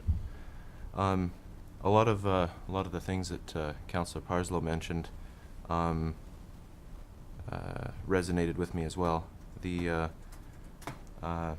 first point that he had, namely about the mandate for conservation from the province, that we have to conserve 50% of the future, well, we have to, you know, all of our future demand needs to be met at least half through, well, we need to demonstrate that we're conserving. And, you know, there's many other what ifs that I think it would be important for the public to, very important for the public to consider, were we to continue along this path. You know, like I'm not certain whether it's appropriate for me to list all of them right now, but I suppose in the interests of us having a well, for my sake, I suppose, for myself having peace afterwards, I think it would be nice to mention a few of them. But perhaps I could ask a preliminary question before I do that. Is well, the current direction is the current direction from council that's created this phase 2 is identified right at the well, somewhere in the middle of the report here. There's the beginning of phase 1, but the direction setting for phase 2 is the resolution from last summer about consulting with the public on the financial information that was determined about different costing scenarios. You know, that's number 1. But number 2 is about well, number 2 is a resolution that council passed a little bit later about that broadened the idea out that we report off on Bear Hole Lake and the other population projections. Are those the 2 major direction setting resolutions that are moving this process ahead? And I suppose that's a question to staff. Through your worship, the actual main direction was issued in December, where you authorized a communication and consultation plan and funded it to the tune of $50,000. So that's the primary direction that leads to this report and these key messages posters. If they are approved, then they're the new prime direction. Okay. Well, yeah, that does help. That does help me a little bit. And I thank you for the response. But perhaps I can get into the other considerations that I think may, I hope after asking them, Parslow doesn't believe that I think that they compliment them. But anyhow, are there any, I suppose, efforts to engage the public, or at least make the public aware of, the responsibilities? Well, it's again a what if, but about the responsibilities that the city would have maintaining, being aware of, and maybe having a whole sort of the responsibilities that we would have to assure that our new source of water would be all up to par. We currently are required to do research on the Kiskatna watershed. We have a watershed steward, we have a whole watershed program. We would have to develop some sort of a similar program if we went ahead with this, well, pipeline proposal. Isn't that right? Through your worship, the new act does require an area of activity to at least understand your water source. If you're lucky enough to have a community watershed, we are too big for that in the Kiskatna. So we're not, at a certain level you can have some control over your watershed, but at a larger level you've got to understand the watershed, the risks to it. You've got to have testing and monitoring programs. Mm-hmm. We have those in place for the Kiskatna. If we added a second source, we would have to have similar mechanisms in place for the second source. If that source is the Peace River, there are other British Columbia municipalities drawing water from that source, particularly Taylor and Fort St. John. They've done a significant amount of work in that direction already, so we would be hopeful that we could partner with them in a single effort rather than having to maintain our own. Yeah. If we were drawing from the Peace. We haven't put anything about that in the key messages in the same way we haven't put anything in the permit for a couple of reasons. The first is there wasn't much flavor from the last public engagement that the public much cared about the difficulties of the birth. It was the baby they were interested in. And secondly, when you face the allegation that you have done nothing on the issue for many years, and you answer that by saying there's all these bureaucratic hurdles to overcome, Mm-hmm. I found that the citizens seldom want to hear about my bureaucratic hurdles. So we haven't put much of them in here. We just don't think that's a message that would resonate, especially put up against financial implications. We think that folks reading the document are going to be drawn to the financial information and are not going to be particularly drawn to these ancillary issues around bureaucracy. Hurdles, yeah.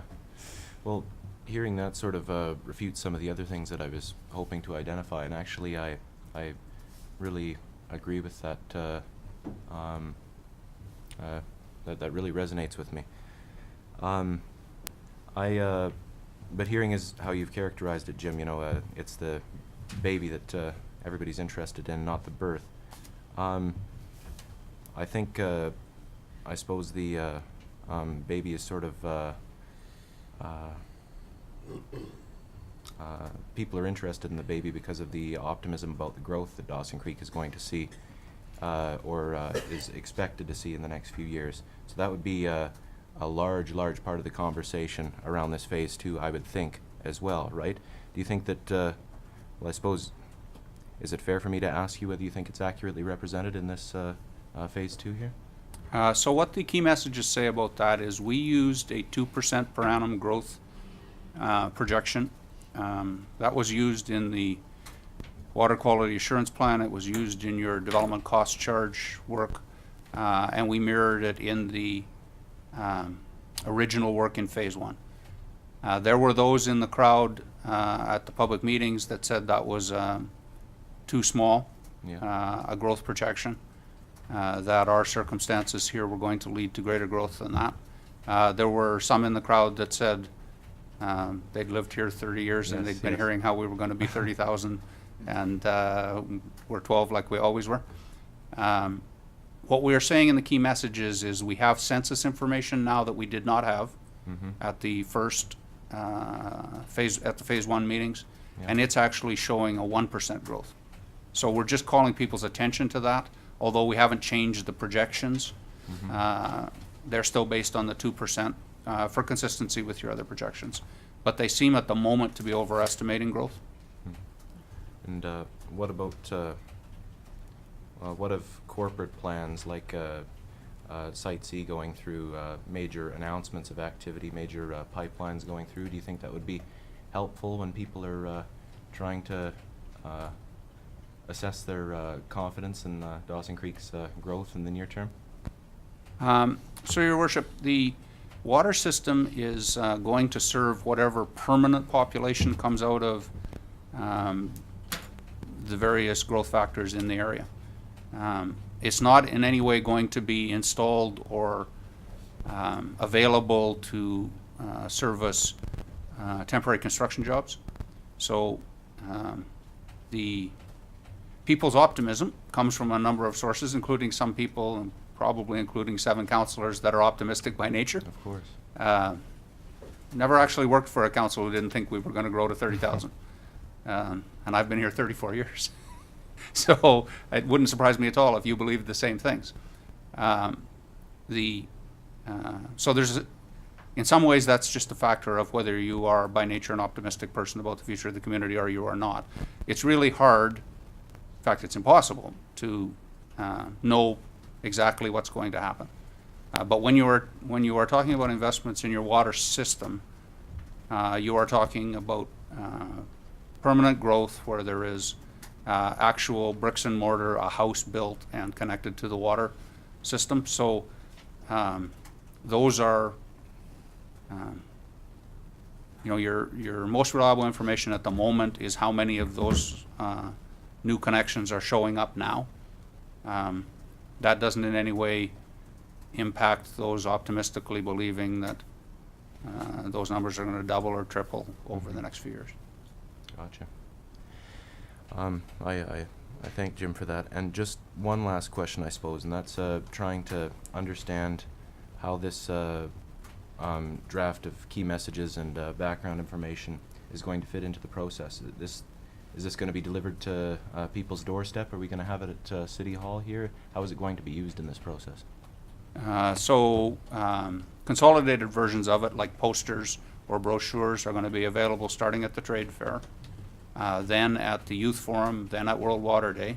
There's going to be a significantly more detailed mail out or mail drop to all addresses and mailboxes in the area. Then there's going to be town hall meeting. There's going to be dissemination of information at that town hall meeting. There's going to be the voluntary surveys available at meetings, available in the media, available online, that will have both information and a survey to complete. And then there's going to be a professionally, statistically significant telephone survey, as there was the last time, leading you to whatever phase 3 will be. Thanks, Jim. Councillor I'm Malkinson. sorry, just leading to whatever phase 3 will be. Don't our strategic priorities include us making a decision on this by the end of September or something like that? Well, phase 3 could be, let's move to construction.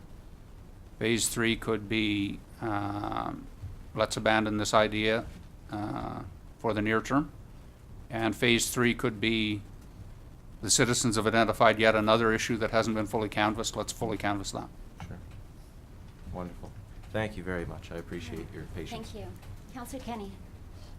I don't have any questions, but as I read through this there, I thought it encapsulated everything that we as a council had given staff direction to do. Yeah. I think that, it's keeping the conversation going. We started the conversation. Yes. With the community. We're keeping the conversation going. There's going to be people that are going to be more engaged than they were the first time, just from, people talking to each other in the community. And so I think this is a you know, this is a good piece of information and research. There's always going to be those other variables. If we knew what was going to happen next year, the year after, in anything, we'd all be millionaires and be making different decisions on how we do things. But I think, you know, based on what we know now, I think that this is a great way to engage the community again and keep that conversation going and see where they want to go at the end of the day. So I was really impressed with the piece, and I thought it was quite clear and complete. Great, thanks for that. Question. Oh, call in the question. Awesome. All right, let's call the question. I just have one more question. Can you do that after I call the question? He certainly can. In fact, he just did. Well, it's just something that Sue just said there that, prompted this. Again, just drawing on memory here, I know reference is made in this document to the increased pumping costs. Certain figures are used and on an annual basis, which is a very significant increase over what we have right now. Again, just correct me, is there any mention in this about associated with a pipeline from the Peace or the Murray will be revisions to the water treatment plant? Was that referenced in this document? For distribution. In a cursory fashion only is the answer. Okay. Depending on the source and what is in the source, either the Murray or the Peace, from what we know of in fact, that information was given to us by the proponents, if you'll recall. Both of those sources contain particularly heavy metals that are not in the Kiskatna. However, both of those sources are significantly less turbid than the Kiskatna. So we would have to incur capital expense to revise our water treatment plant to handle the new source. But the submission made by the proponents indicated that there would likely be a balancing saving in operational because of no longer the need to flocculate and coagulate, which is how we handle the very high particulate matter in the Kiskatna. So, and that's a very reasonable argument.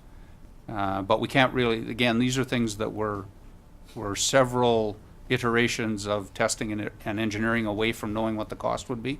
So we haven't really put anything in there about that. We could put qualifiers in around inflation and interest, around permitting, around changes that might be necessary in the water treatment plant. And, you know, a statement that all of those things could add cost over what we're looking at here.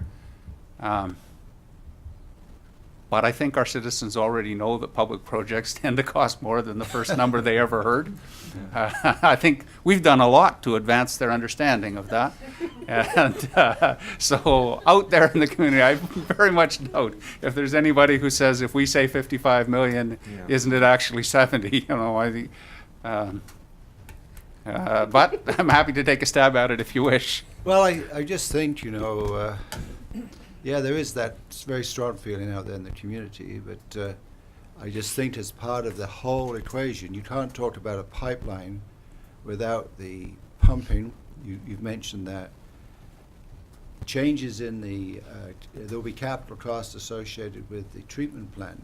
And then a point you made last council meeting, which has stayed with me, because you said it so well. I think you used the word bottleneck or something like that. But what you were referring to is that the capacity of the water treatment, correct me if I'm speaking incorrectly here, but that's what you said.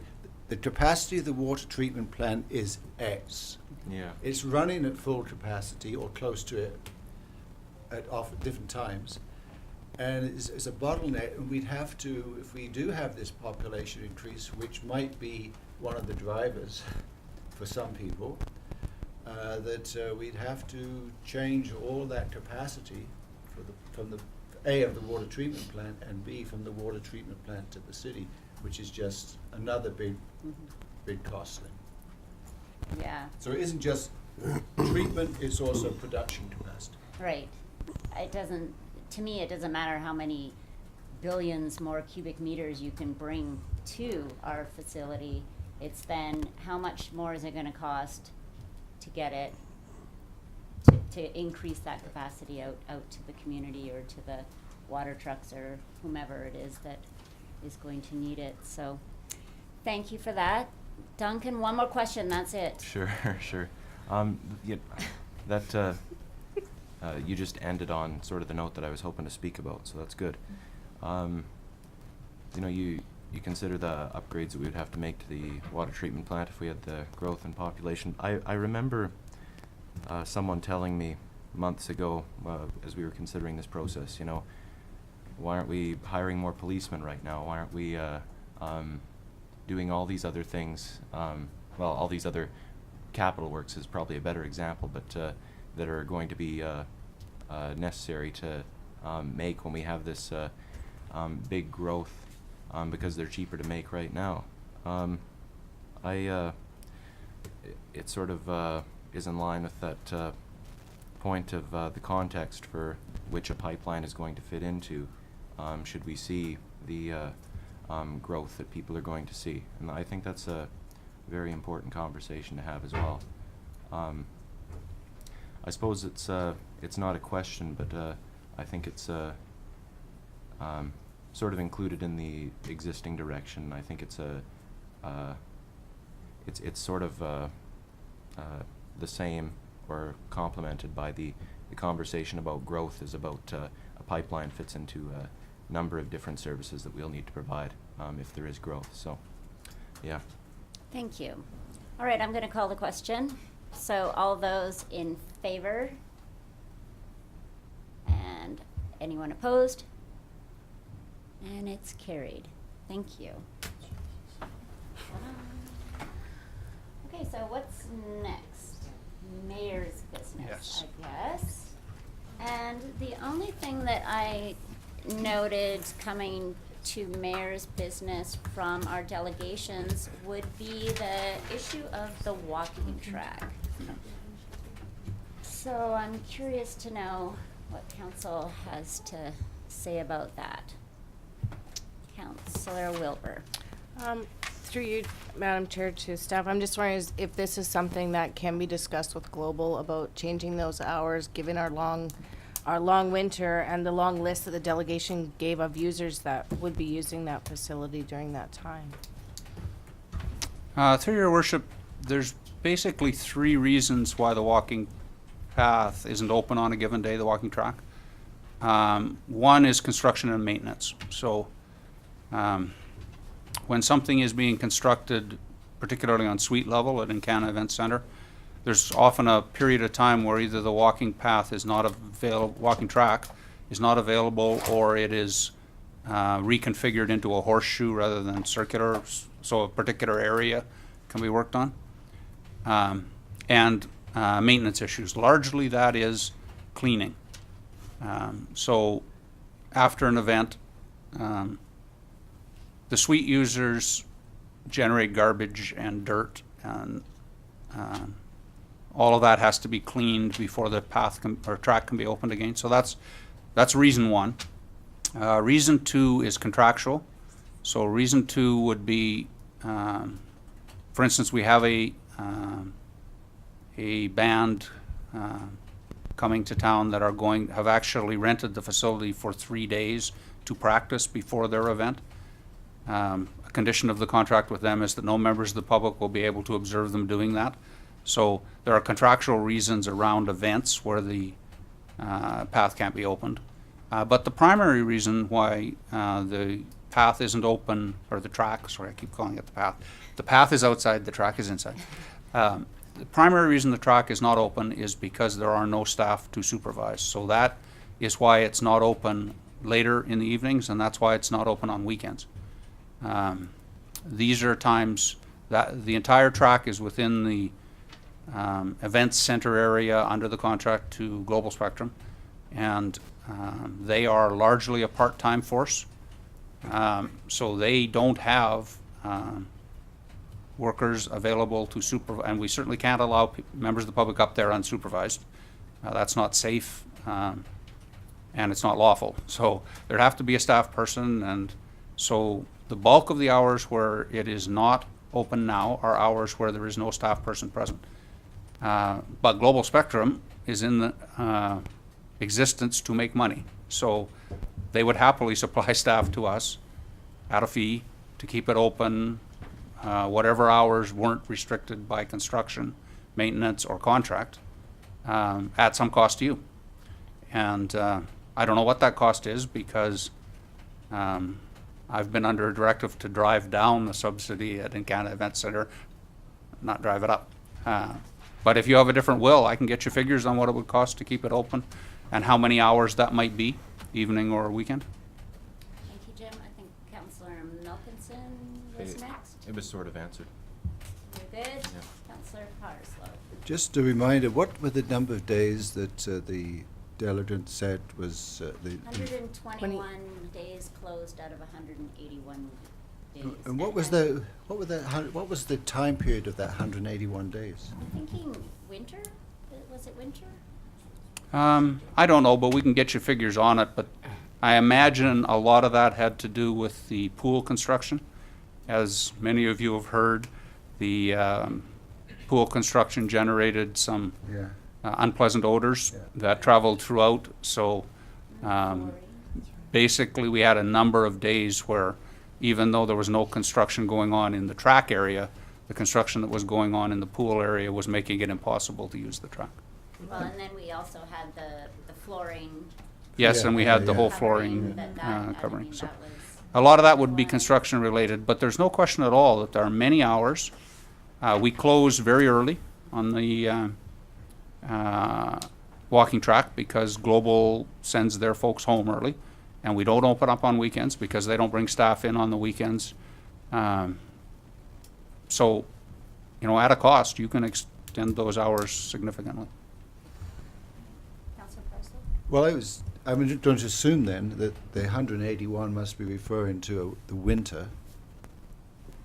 This year, if this is just this year's figures, I'm taking a stab, staff can correct me, that because of the exceptional repair work that you've alluded to, that might have taken up about 60 of them. So it is 1 out of 3, I think 1 out of 3 would be covered by all the other things that you listed, Jim, that would occur. I don't have those figures in front of me. I know that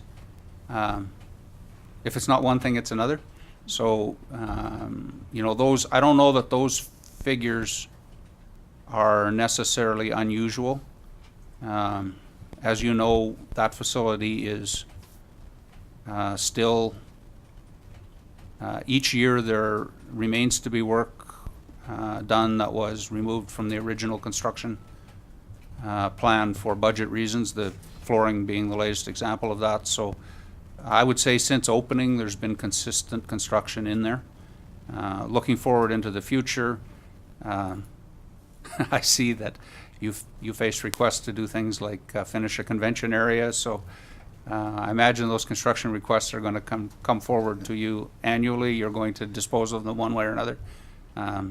But there's always going to be a certain number of hours and days lost on the walking track to construction. Sure.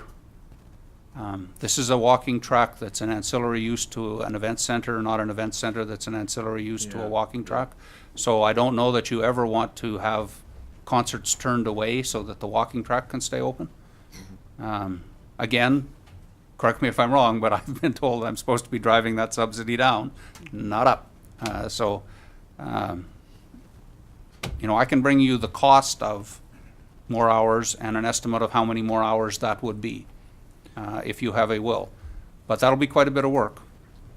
And the reason why, you know, the same perspective has been brought forward several times, formally, as the delegation did, or on what the F or wherever, the reason no action's been taken is because my directions haven't changed. My directions have always been to drive expenses down in that facility and revenues upward, not the reverse. Thanks, Jim.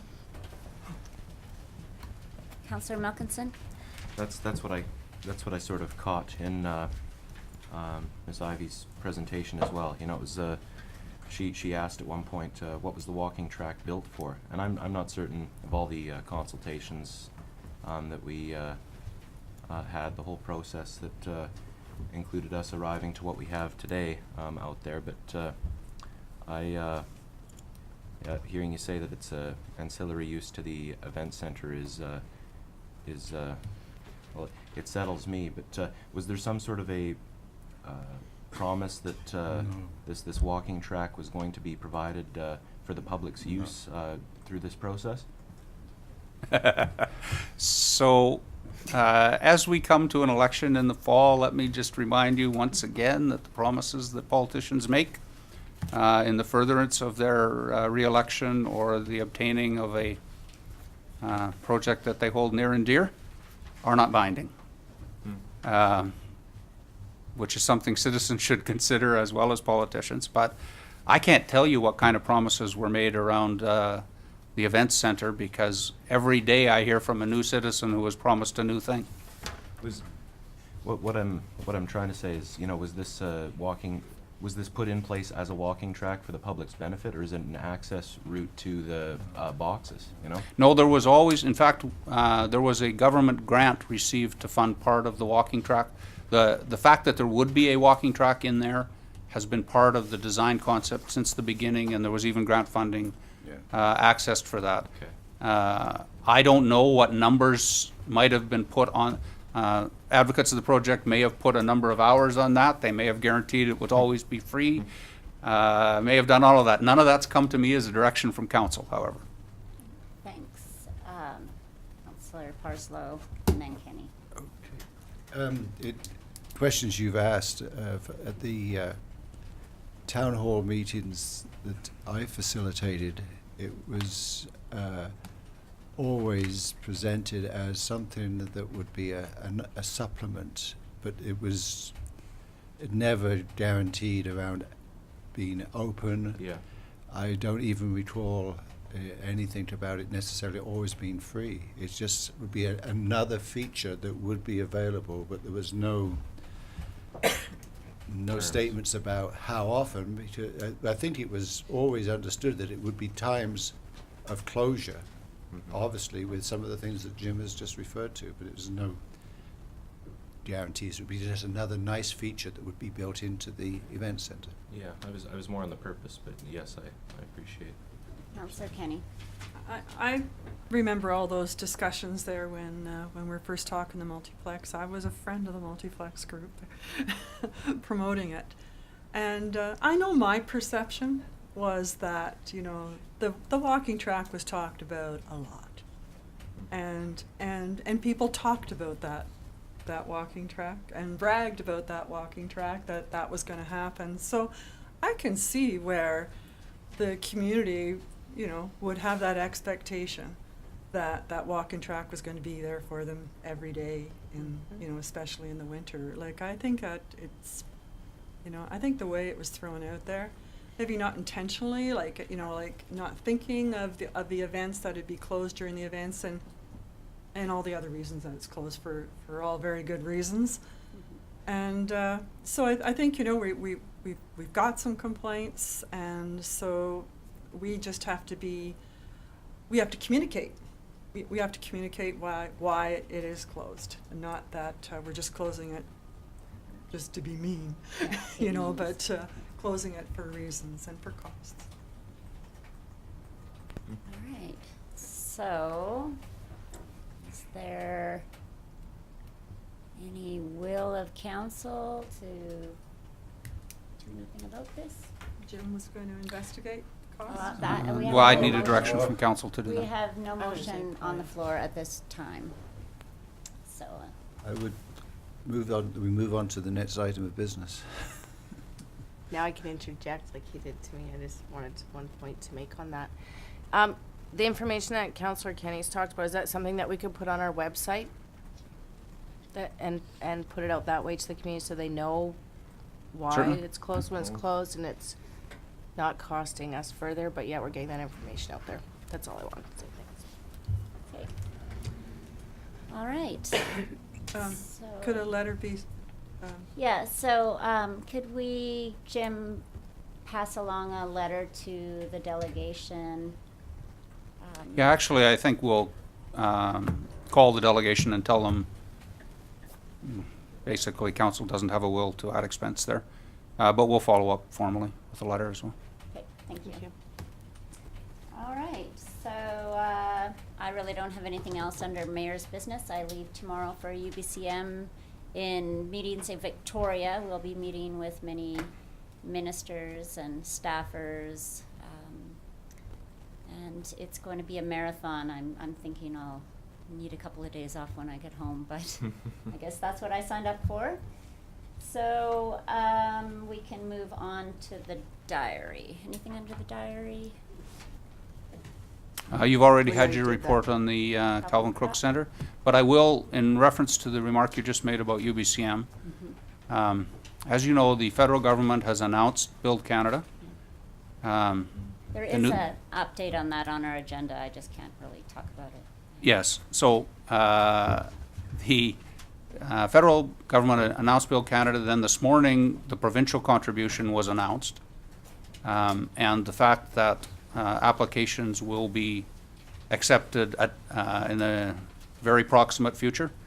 And we're hopeful that UBCM, who has in the past been the receptacle body for handling those applications, will be doing so again, but there's no indication of that at the moment. It says BC applicants need to apply to the BC Ministry of Transportation and Infrastructure. Regrettably, neither their website nor any live voice has the slightest idea how you would do that. Okay. So the announcement seems to have preceded the details. But it's quite important to us because we're very anxious to look at the criteria and see if the sewer project can still qualify. So very hopeful that you'll be bringing back inside information after your Insider information that I can't talk about usually. Isn't that how it used to go when Mike would sit up here and say, well, I went to UBCM, but can't tell you anything about it. So maybe I will be able to. I hope so. Okay, so what's next then? Consent items. Consent calendar. Somebody move that? I move the consent calendar. Malkinson and Parslow. Do we have to vote on that? All in favor? Carried. Oh, opposed? Carried. Strategic priorities. nothing new on the Update, chart, Your Worship. Nothing on the chart. Question and answer period. Anyone signed up for that? No one signed up. Nobody signed up. Committee of the whole, not this week. Media question period. Any questions, guys? Can we not just grab you guys at the end just for a few quick questions? Absolutely. Okay. All right, and I guess that brings us to a recess to the closed. I need a resolution for that. Malkinson and Wilbur and Wilbur.